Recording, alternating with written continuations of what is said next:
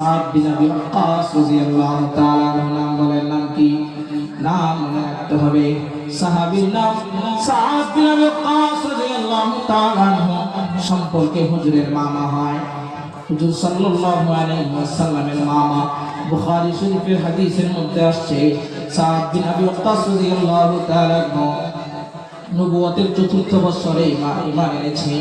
প্রসিদ্ধ মতে বুখারীর হাদিস মধ্যে পাওয়া যায় ইসলামের মুসলমানদের লিস্টের মধ্যে ৩ নম্বরে সাদ বিন আবি ওয়াক্কাস রাদিয়াল্লাহু তাআলা আনহু ঈমান নিয়ে আসছে।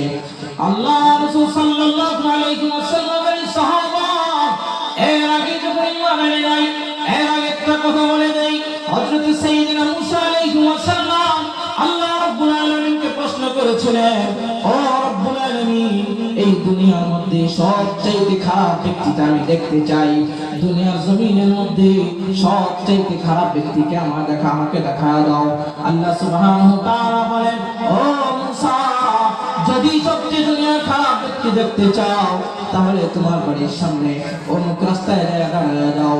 মুসা আলাইহিস সালাম রাস্তার মধ্যে দাঁড়ায় রইলেন। একজন ব্যক্তি টিভি পা দিয়ে হেঁটে যায়। আল্লাহর নবী মুসা তার দিকে তাকায়, সে মুসার দিকে তাকায়, কেউ কারোর সাথে কথা বলে না।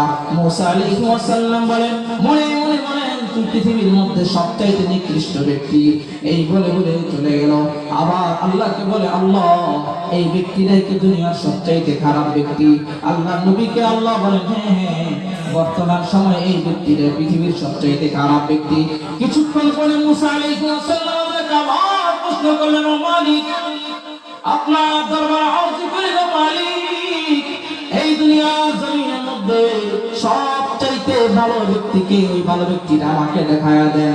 আল্লাহ নবী মুসা আলাইহিস সালামকে আল্লাহ বলে, যাও, তুমি সকালে যেই জায়গায় দাঁড়ায় ছিল ওই জায়গায় চলে যাও। আল্লাহ নবী মুসা আলাইহিস সালাম ওই জায়গার মধ্যে যা দাঁড়ায় গেলেন।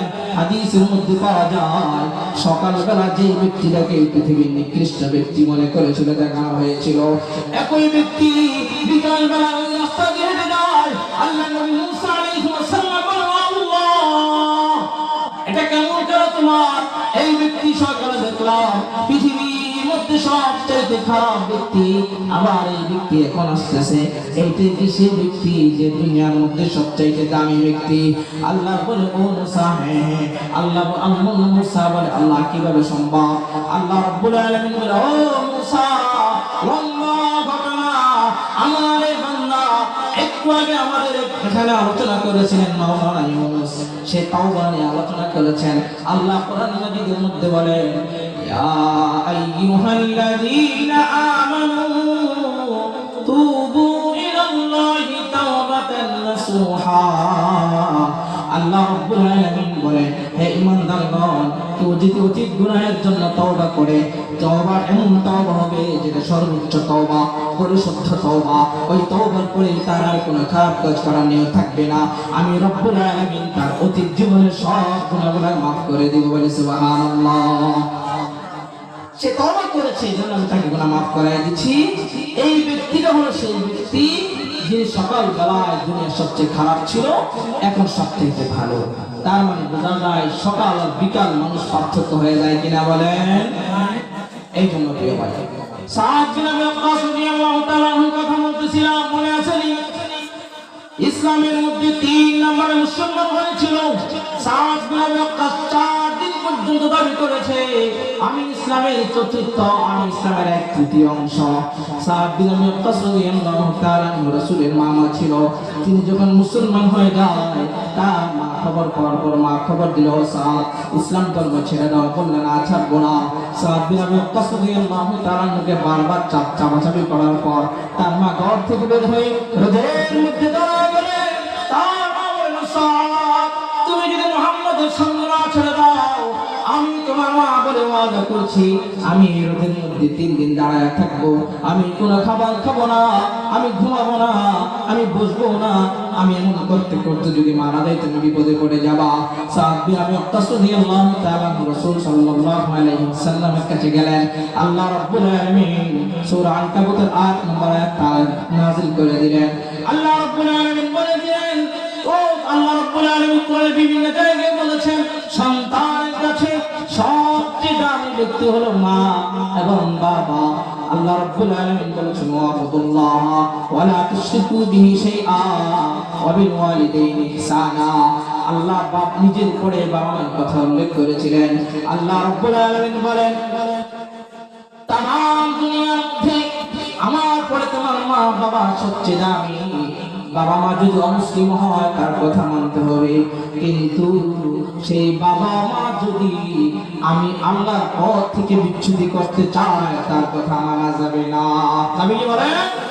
ইব্রাহিম আলাইহিস সালাম মেনেছিলেন? মানেন না। সাদ বিন আবি ওয়াক্কাস রাদিয়াল্লাহু তাআলা আনহু দৌড়ায় মা করে চলে আসলেন। মাকে বললেন মা আমি এমন ধর্ম গ্রহণ করেছি রে মা, তুমি যদি আমি সাদকে ছেড়ে দাও, আমি সাদকে বাড়ি থেকে বের করে দাও, ও মা 100 বার মতান্তরে 1000 বার, হাদিসের মধ্যে আছে 100 বার মতান্তরে 1000 বার। মারে তুমি যদি 100 বার বা 1000 বার জন্মগ্রহণ করার মারা যাও তবু আমি ইসলাম ছাড়বো না। জোরে বলি সুবহানাল্লাহ, আরো জোরে বলি সুবহানাল্লাহ। কি বলছে? 100 বার 1000 বার যদি তুমি মৃত্যুবরণ করো ইসলাম ছাড়বো না। তাহলে সাদ কত দামি মানুষ। মা তার আবেগ দেখে বলে বাবা আমাকে মুসলমান বানায় দাও। মা তাকে বলে দেন শাহাদু আল্লা ইলাহা ইল্লাল্লাহু ওয়া আশহাদু আন্না মুহাম্মাদান আবদুল্লাহি ওয়া রাসূলুহু। জোরে বলে সুবহানাল্লাহ। আপনি যখন দিল থেকে বিশ্বাস করবেন আমি সঠিক ধর্মের উপর আছি, আমি সঠিক, আল্লাহ পাক আপনার মাধ্যমে আরেকজনকে হিদায়াত দান করবেন। সাদ বিন আবি ওয়াক্কাস রাদিয়াল্লাহু তাআলা আনহু অনেক লম্বা কথা। সাদ বিন আবি ওয়াক্কাস রাদিয়াল্লাহু তাআলা আনহু ইসলামের মধ্যে সর্বপ্রথম চাবুক দিয়ে ইহুদিকে আঘাত করে রক্তাক্ত করেছিলেন। এটা আরেক ঘটনা। আরেক জায়গায় পাওয়া যায় সাদ বিন আবি ওয়াক্কাস রাদিয়াল্লাহু তাআলা আনহু ইসলামের যে তীর দিয়ে যুদ্ধ হয়েছিল ওই তীরটাও ইসলামের পক্ষ থেকে সর্বপ্রথম সাদ বিন আবি ওয়াক্কাস রাদিয়াল্লাহু তাআলা আনহু চালিয়েছেন ইসলামের পক্ষে। বলে সুবহানাল্লাহ। রাসূলুল্লাহ সাল্লাল্লাহু আলাইহি ওয়াসাল্লামের খলিফাতুল মুসলিমিন হযরত ওমর রাদিয়াল্লাহু তাআলা আনহু তার খেলাফতের সময় ওমর রাদিয়াল্লাহু তাআলা একটা যুদ্ধের মধ্যে যাবেন, প্রস্তুতি নিয়েছেন। যুদ্ধটা হচ্ছে আফ্রিকা জঙ্গল পার হয়ে, সমুদ্র পার হয়ে, দরিয়া পার হয়ে যুদ্ধ করতে যাইতে হবে। ওমর তখন খেলাফতে আছেন। ওমর রাদিয়াল্লাহু তাআলা যুদ্ধে যাওয়ার জন্য প্রস্তুতি নিয়েছেন। সেখানে মানুষরা অমুসলিমরা ইসলামের বিরুদ্ধে সেখানে তারা প্রতিরোধ গড়ে তুলেছে, মদিনায় হামলা চালাবে। ওমর রাদিয়াল্লাহু তাআলা খবর পাওয়ার পর যুদ্ধে যাওয়ার জন্য প্রস্তুতি গ্রহণ করলেন। মক্কার মধ্যে মদিনার মধ্যে যারা মুসলমান ছিল মাশওয়ারা করলো, ও খলিফাতুল মুসলিমিন আপনার জন্য বর্তমান মদিনায় থাকা সবচেয়ে বেশি জরুরি। আপনি মদিনায় না গিয়ে আমাদের সবচেয়ে বিশ্বস্ত ব্যক্তি যিনি রাসূলের মামা, বিভিন্ন যুদ্ধের আমির হয়েছিল, ওই সাদ বিন আবি ওয়াক্কাস রাদিয়াল্লাহু তাআলা আনহু উহুদের যুদ্ধে শরীক হয়েছিল, বদর যুদ্ধে শরীক হয়েছিল। উহুদের যুদ্ধের মধ্যে সাদ বিন আবি ওয়াক্কাস রাদিয়াল্লাহু তাআলা আনহু হুজুর সাল্লাল্লাহু আলাইহি ওয়াসাল্লামকে যখন কাফেররা তীর নিক্ষেপ করতেছিল হুজুরকে এইভাবে জড়ায়া ধরেছিলেন। আবু তালহা ৭২টা তীর খেয়েছিলেন। ওই সাদ রাসূলের উপদেষ্টা ছিল ৬ জন, বিশ্বস্ত উপদেষ্টার মধ্যে সাদ বিন আবি ওয়াক্কাস একজন ছিল। বলি সুবহানাল্লাহ। সাদ বিন আবি ওয়াক্কাস রাদিয়াল্লাহু তাআলা আনহু সাহাবীদের মধ্যে মুস্তাজাব দোয়া ছিলেন, তার দোয়া আল্লাহ রাব্বুল আলামিন কবুল করতেন।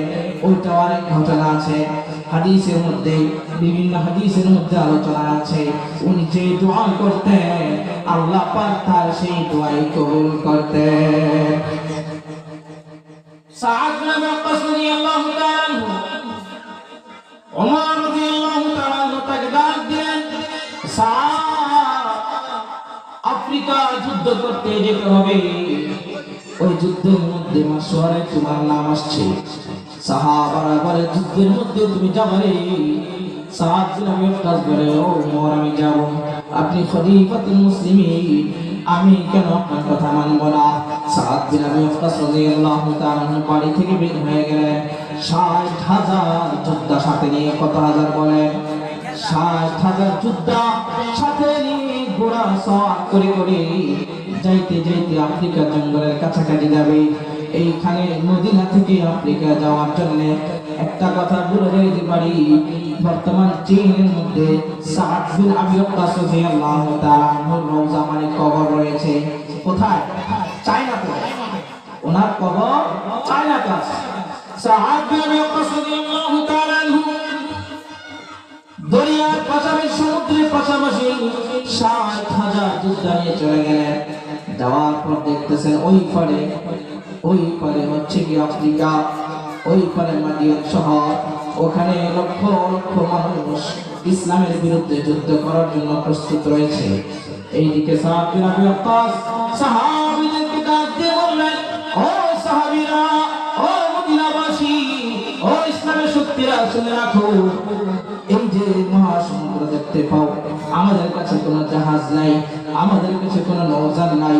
আমরা যে জাহাজ, এই নদী পার হবো, কিভাবে পার হবো জানি না, এই সাগর কিভাবে পার হবো জানি না, কিন্তু একটা কথা জানি, আল্লাহর হাবিব প্যারা নবী সাল্লাল্লাহু আলাইহি ওয়াসাল্লাম বলেছে, কেউ যদি, কোন ব্যক্তি যদি নিজেকে ইসলামের জন্য বিলীন করে দেয়, আল্লাহ রাব্বুল আলামিন तमाम পৃথিবীর সব মাখলুকাত তাদের আনুগত্য করে দেয়।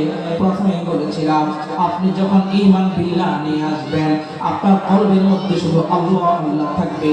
আল্লাহ পাক বনের হাতিকেও আপনার কথা শোনাবেন, আল্লাহ পাক বনের সিংহকেও আপনার কথা শোনাবেন, সাপও আপনার কথা শুনবে, সমস্ত মাখলুকাত আপনাকে সম্মান করবে। আল্লাহর হুকুম ছাড়া কোন একটা প্রাণী আপনার শরীরে আঘাত করতে পারবে না। সাদ বিন আবি ওয়াক্কাস রাদিয়াল্লাহু তাআলা বললেন, সবাই তখন রাতের অন্ধকার, গভীর অন্ধকার, চাঁদের কোনো নাই, এত বড় আফ্রিকা মহাসাগর, ওই সাগর পার হতে হবে। সাদ বিন আবি ওয়াক্কাস রাদিয়াল্লাহু তাআলা বিসমিল্লাহির রহমানির রহিম, আল্লাহর নামের উপর ভরসা করে, আল্লাহর নামের উপর ভরসা করে লাফ দিয়ে সাগরের মধ্যে নেমে গেলেন। যখন সাগরের মধ্যে লাফ দিল, ওই ঘোড়াটা সাহাবী সাদ বিন আবি ওয়াক্কাস রাদিয়াল্লাহু তাআলা ঘোড়াটা মহাসমুদ্রের মধ্যে লাফ দিয়ে মনে হলো যেন কোন একটা বালুময় মাঠের মধ্যে ঝাঁপ দিয়েছে। বলে সুবহানাল্লাহ। পিছন থেকে সাহাবারা আশ্চর্য হয়ে গেল, মুসলমানরা বলছে কেমনে সম্ভব? সবাই নদীর মধ্যে নেমে গেল। আল্লাহ রাব্বুল আলামিন এমন কুদরতি নদীকে এমন শক্ত করে দিলেন, এই সাদ বিন আবি ওয়াক্কাস রাদিয়াল্লাহু তাআলা সামনে সামনে দৌড়ায়, ৬০,০০০ মুসলমান তাদের ঘোড়া এবং উটনি পিছন পিছন দৌড়ায়। সাহাবীরা বলতেছেন এমন ভাবে দৌড়াচ্ছে, এই অন্ধকারের মধ্যে ঘোড়া দৌড়ে যেভাবে বালি উড়ে, বলতেছে ঠিক ওইভাবে আমাদের ঘোড়ার পায়ের তলে থেকে হাজার হাজার বালি কণা উঠছে। জোরে বলি সুবহানাল্লাহ। আল্লাহর কুদরত। কার কুদরত বলেন? আফ্রিকা জঙ্গলে চলে যায়, ওই দিক থেকে শত্রু বাহিনী, তাদের সরকার, তাদের প্রধানমন্ত্রী সবাই আশ্চর্য, কিভাবে সম্ভব?